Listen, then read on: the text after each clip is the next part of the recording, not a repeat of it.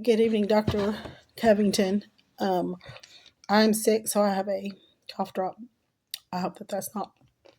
And if I have coughing, a little bit of coughing, I'm very sorry for that. I'm sick with the respiratory illness, and then so I also am in the process of losing my voice. So again, I apologize. So I am going to answer the questions about ELs for this week 6 assignment.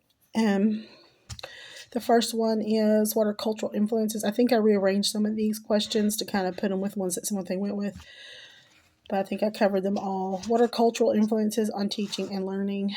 Um, some behavioral patterns of children. For example, one of the papers that I looked up, that I read on this, gave an example about if you had a child, for example, who came from a stricter home, as opposed to a child who comes from a home where maybe their parents are more lax. This is just one example.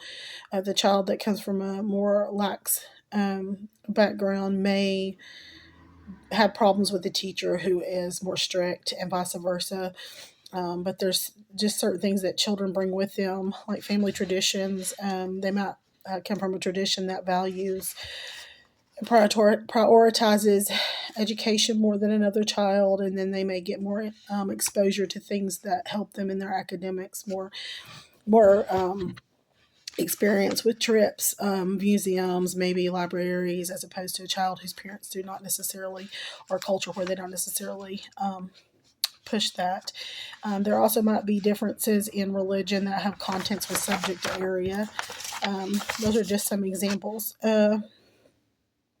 And you also may have some children who come in without the experience of technology. You know, my kids had phones, so I kind of regret it now they're grown. And looking back, I wish I had not started them on phones so young. But there are some good, there are some positive things that go along with that.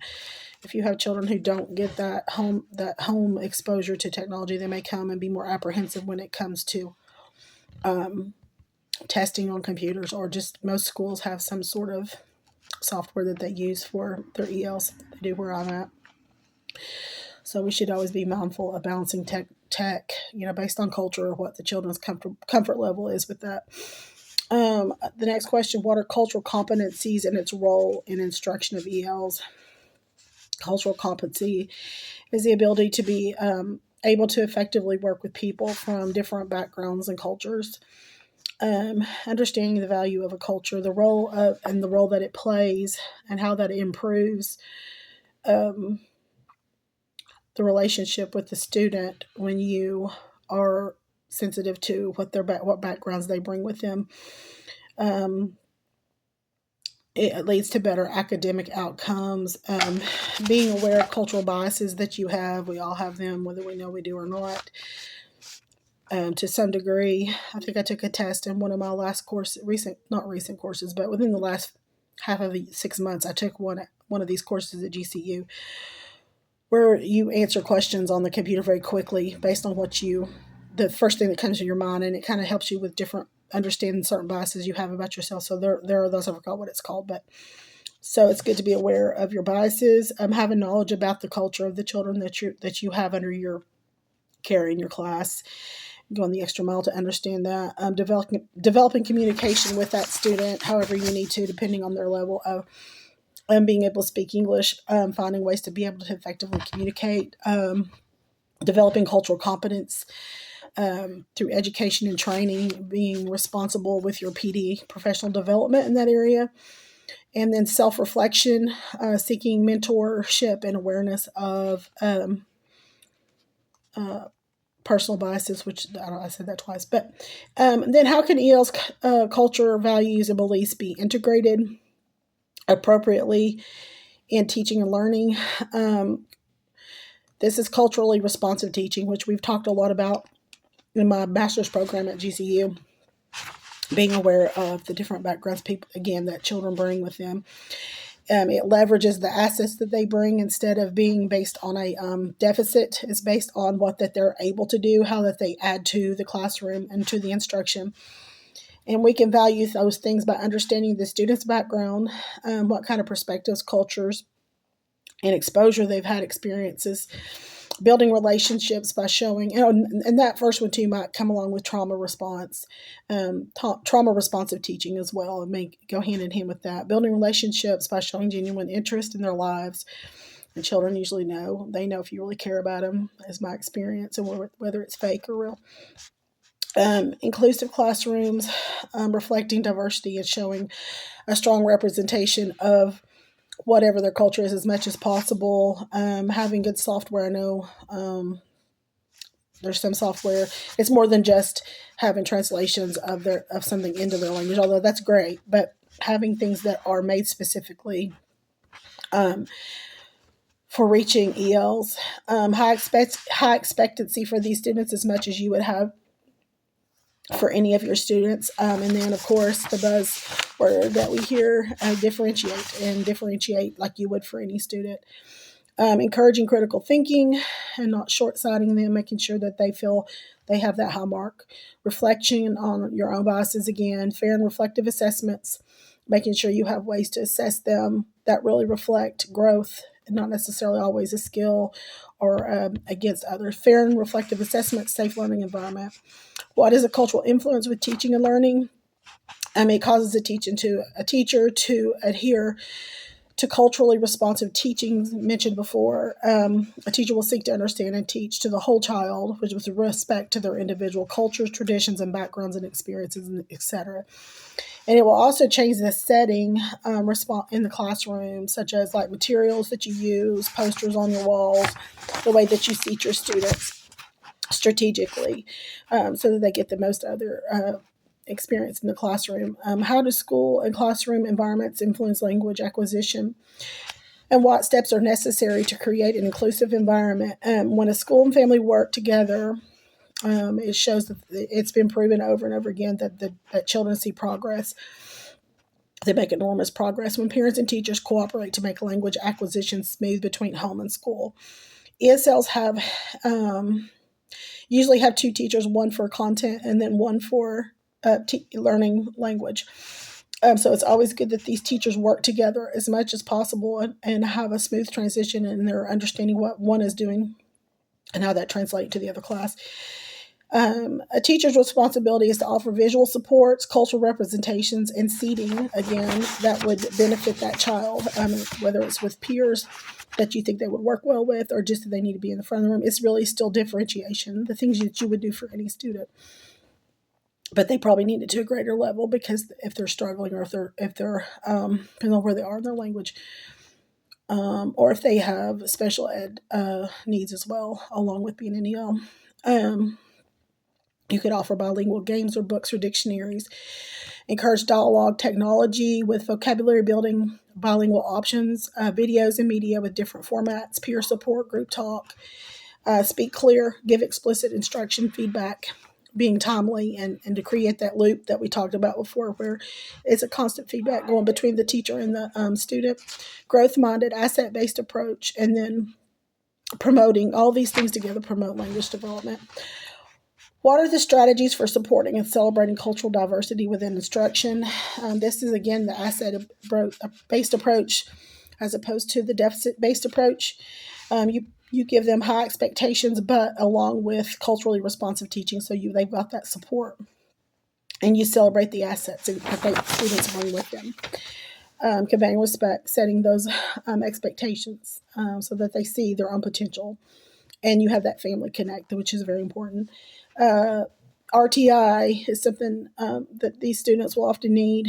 Have a proactive system understanding where these deficits are, that there will need to be extra teaching in place somehow, tutoring or groups, one-on-one. Attend to social emotional needs. That's important for any student. Integrate it to the learning climate using vocabulary and visuals with transitions of feeling words like you would do in trauma-informed practices, which I did a slideshow on that one of mine too.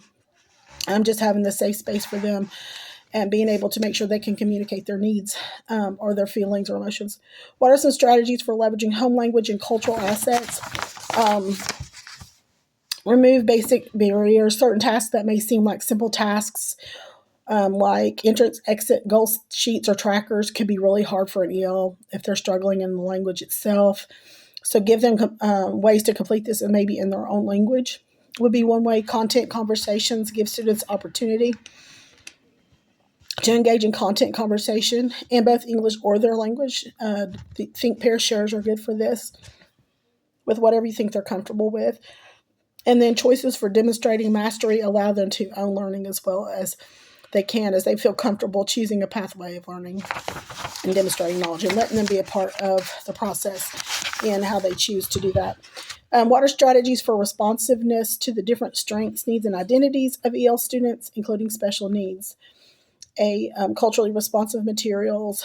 B, strategic scaffolding. C, prioritizing PD, taking responsibility for that. D, celebrating the strengths and differences in your students. A, already, and other places. We use already where I work.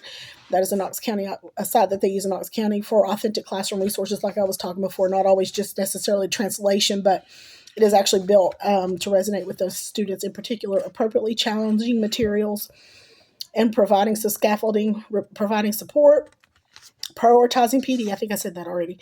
And then writing prompt ideas. I wish, such as, here's one example. I wish my teacher knew. And you could just give them an opportunity to speak what they feel like is important, and you can learn a lot that way. Students with special needs, as with any student, they require clear, consistent rules and instruction, short to-do lists that they can handle, manageable, give them feelings of achievement, multisensory materials, creating inclusive atmosphere. These students can learn, remember high expectations, and that they are capable, and make them feel that so that it could also affect their trajectory. Planning does not have to be insane. Like, you don't have to put a whole lot of time in planning necessarily, but it should include variations of tasks and type of representation. So again, we go back to differentiation. What are some opportunities and approaches to meet social and emotional needs for EL students, and why is it important for a teacher to understand the social and emotional and cultural needs of the students and their routines and procedures? Implementing SEL, I saw the connection with Cassell's wheel, and I was looking at that, the social emotional learning. Self-awareness. Do ELLs hear the message their language and culture and experiences are assets and strengths? Or do they see it as a barrier? Do teachers and peers respect diversity? Post signs in their language, and to teach phrases to the classmates and teachers, and invite families to demonstrate parts of their culture.